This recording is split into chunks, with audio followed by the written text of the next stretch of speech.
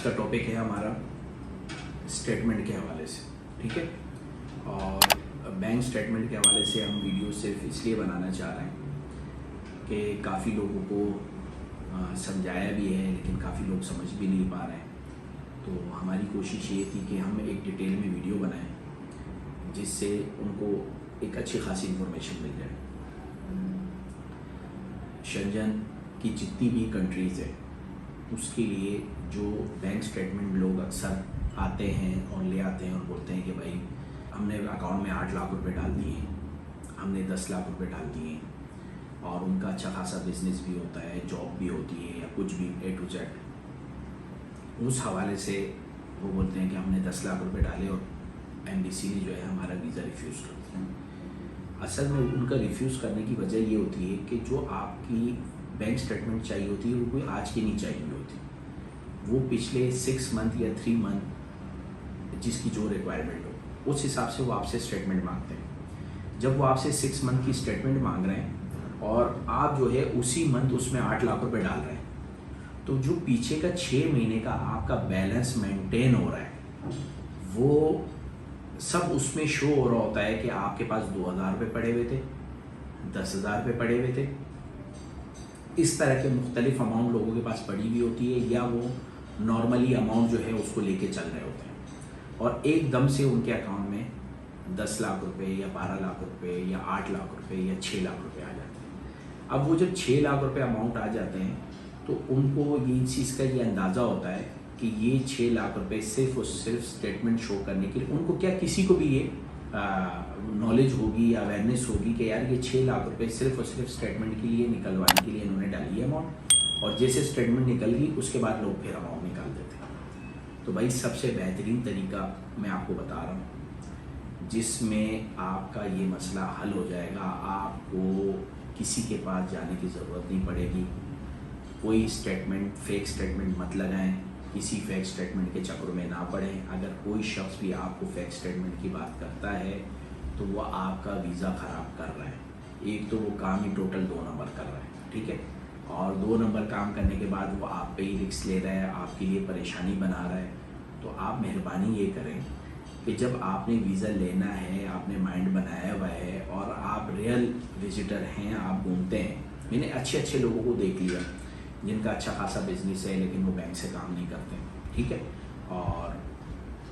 उनको जब आप बोलेंगे भाई बैंक स्टेटमेंट, तो बोलते हैं कोई मसला नहीं है, हम 10 लाख डलवा देते हैं, हम 12 लाख डलवा देते हैं। पीछे से उनका बैलेंस जो है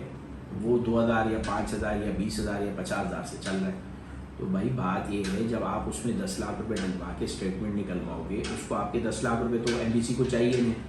आप उसको शो कर रहे हो कि भाई मेरी यहाँ अच्छी खासी जॉब है, मेरे को 70,000 सैलरी है, 1,70,000 सैलरी है, मैं 5 लाख रुपए बिजनेस से कमा रहा हूँ, और आपके पास अमाउंट 2,000 रुपये पड़े अकाउंट, और वो पीछे 6 महीने से वो मेंटेन हो रहा है कि वो आपके पास 2,000 रुपये अमाउंट पड़ी हुई है, तो वो आपको किस तरह वीज़ा देंगे। तो इसका जो आसान हल ये है कि सबसे पहले आप में सब्र होना चाहिए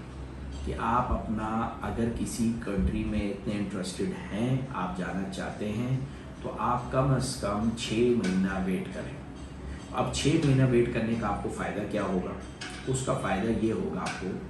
कि आपने 6 महीने पहले, जैसे आज की डेट में आपने अपने अकाउंट में 10 लाख रुपए का बैलेंस डाल दिया, 10 लाख रुपए आपके पास अमाउंट हो गई, चाहे आपने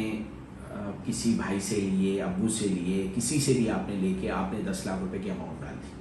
अब 10 लाख रुपए की अमाउंट डालने के बाद आज की डेट में जैसे 10 लाख रुपए की अमाउंट आपकी हो गई, आगे 6 महीने तक आप जिस तरह नॉर्मल बैंक में ट्रांजैक्शन करते हैं आप अपनी ट्रांजैक्शन करते रहें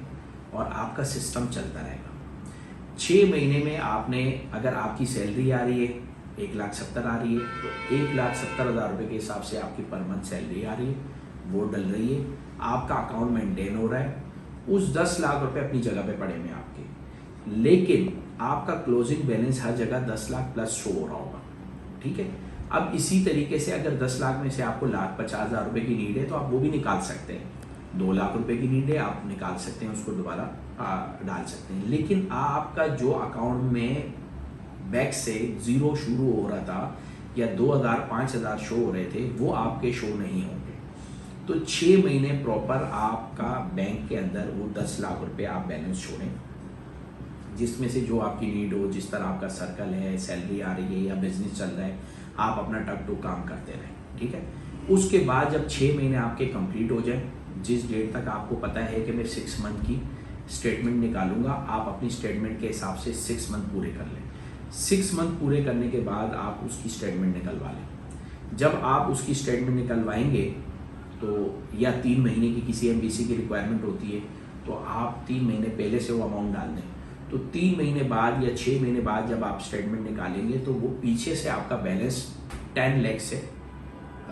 या 8 लाख या 9 लाख या 10 लाख जो भी आपकी अमाउंट होगी उससे वो रेगुलर चल रहा होगा। तो यही एक चीज़ होती है जो हर एमबीसी सबसे ज़्यादा फोकस करती है बैंक स्टेटमेंट पे। लेकिन लोग बस बोलते हैं कि बस हमने आज भी पैसे डाल दिए और फिर कल उनके पैसे भी ज़ाया हो जाते हैं। अच्छा, ट्रैवल एजेंट हैं 80% 90% वो भी इस चीज़ पे तवज्जो नहीं देते हैं। वो बोलते हैं ठीक है आप बैंक स्टेटमेंट ले आओ, आप अमाउंट डालो, जो डॉक्यूमेंट्स वो देते हैं वो डॉक्यूमेंट्स लगा के वो अप्लाई कर लेते हैं, जिसकी वजह से जब उनका वीज़ा रिफ्यूज़ होता है तो भाई वीज़ा रिफ्यूज़ होते के साथ यस या नो हो गया। आपने ये समझा कि भाई मैंने तो कोई मेहनत की नहीं, मैंने 2000 रुपये फॉर्म भरने के लिए लिए या 5000 रुपये फॉर्म भरने के लिए लिए, मुझे अपने 5000 मिल गए या मुझे 10,000 मिल गए। ऐसे लोग हैं जो लाखों रुपये भी लेते हैं, तो वो अपने 5-10 हज़ार रुपये ले लेता है। लेकिन आप ये देखें कि आप उस कंट्री के लिए आपके ऊपर रिफ्यूज़ल का एक लेबल लग जाता है कि इस कंट्री ने आपको वीज़ा नहीं दिया। फिर काफ़ी ऐसी कंट्रीज हैं जहाँ आप अप्लाई करते हैं, वो बाकायदा आपसे क्वेश्चन पूछते हैं इस चीज़ का कि पिछले 5 सालों में आपने कहीं का वीज़ा अप्लाई किया था, आपको कहीं से रिफ्यूज़ किया गया है, तो आपके ऊपर तो एक स्टेटस लग गया। तो बराए मेहरबानी आज की वीडियो मेरी काफ़ी लंबी हो गई है और मेरी सिर्फ आपसे ये रिक्वेस्ट है कि आप 6 महीने का या 3 महीने का गैप रखें वीज़ा अप्लाई करने में। इंशाअल्लाह ताला आपका 100% वीज़ा लगेगा, 100% वीज़ा रेशो आपका आएगा। लेकिन इसके लिए थोड़ी सी आपको मेहनत करनी पड़ेगी। अब हर बंदा चाहता है कि मैं मेहनत भी नहीं करूं और मुझे कंट्री का वीज़ा भी मिल जाए, किसी भी कंट्री का। इसी के साथ इजाज़त चाहता हूं और मज़ीद इस तरह की इन्फॉर्मेशन वीडियोज़ के लिए हमारे चैनल को लाइक करें, सब्सक्राइब करें, आगे दोस्तों में शेयर करें ताकि लोगों को मज़ीद इन्फॉर्मेशन मिल सके। अल्लाह हाफ़िज़।